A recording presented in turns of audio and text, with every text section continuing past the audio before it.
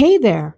Welcome back to Color and Craft Haven, a little corner of calm where we can slow down, breathe, and add a little color to the day. Today we're diving into something every colorist eventually wonders about: coloring mediums.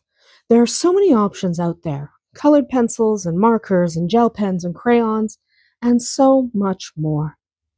Each one has its own charm, its own texture, and its own little bit of magic.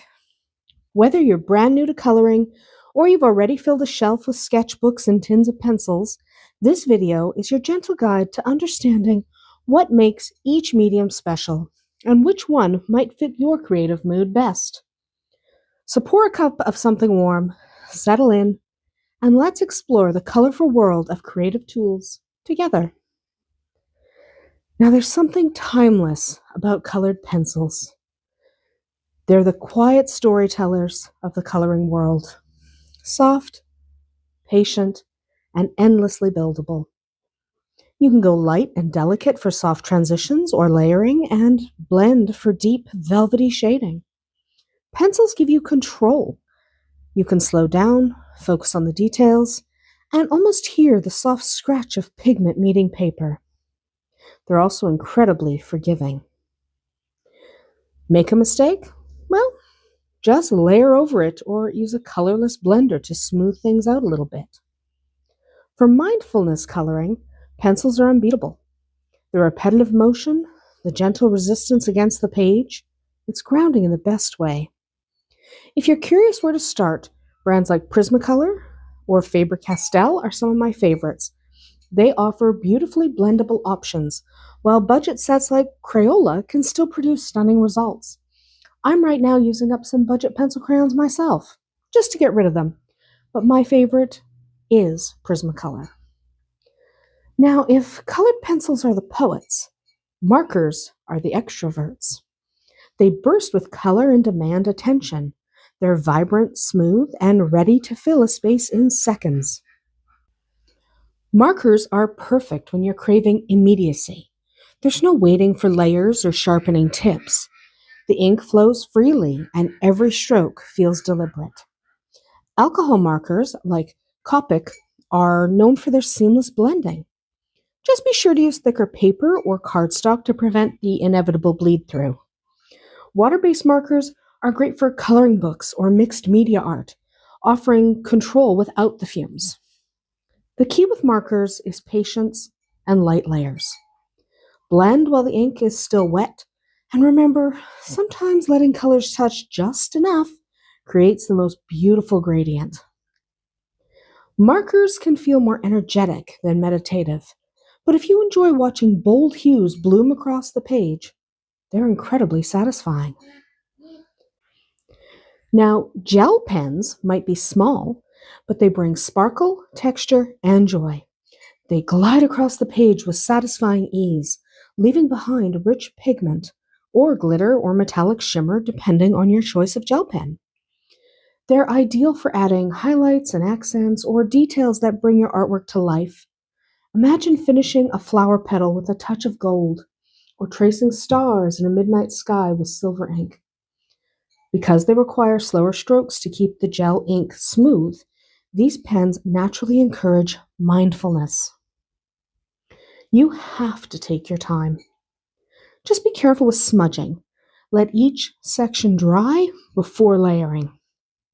And don't overlook the humble white gel pen. It can transform your work by adding light reflections and depth. For cozy evenings, gel pens pair beautifully with soft lighting, instrumental music, and a cup of tea. They're not just tools, they're little sparks of joy in pen form. Now let's talk about the most underrated medium of all: crayons. A reminder that art doesn't have to be perfect to be powerful. They're a back to basics form of expression. You can layer them and blend with a bit of tissue, or even warm them slightly for a buttery texture. And the colors? Well, they're cheerful, unapologetic, and full of heart.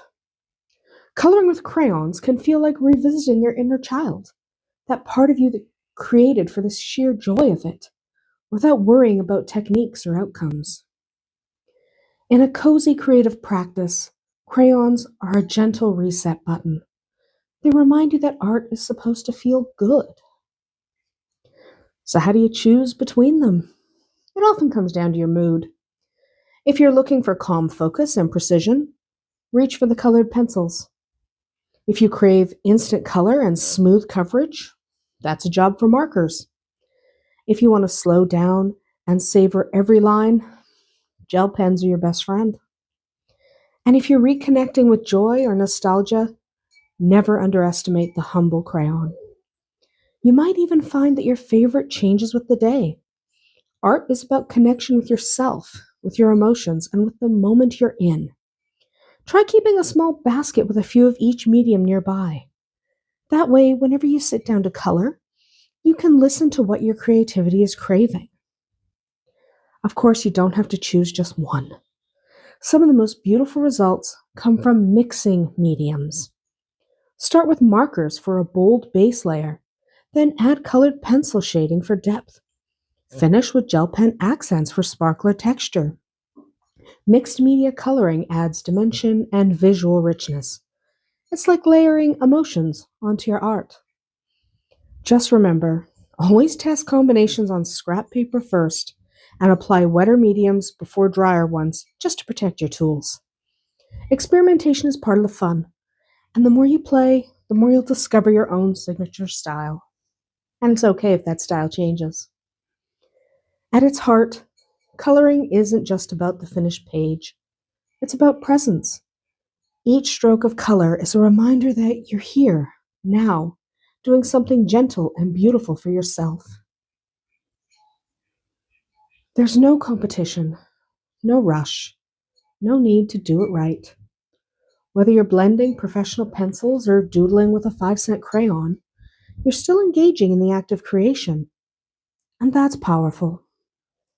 So give yourself permission to slow down, to explore, to color outside the lines if you want to. Art isn't about perfection, it's about peace. That's it for today's peaceful coloring time. I'd love to know, what's your favorite coloring medium and why?